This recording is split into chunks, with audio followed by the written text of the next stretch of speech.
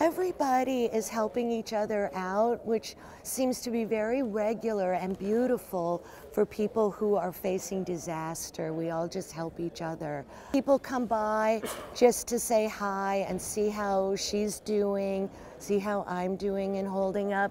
My neighbors over here keep a real good eye on us. She is a little confused right now. And so just holding on to her, and I explain to her every morning when we wake up what has happened.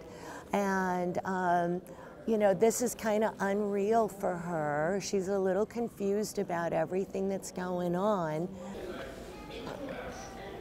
This is our third day here, and she's finally kind of getting used to where we are and why we're here.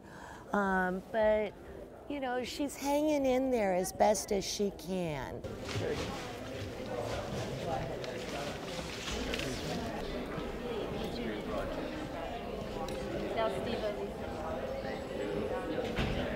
Came the secret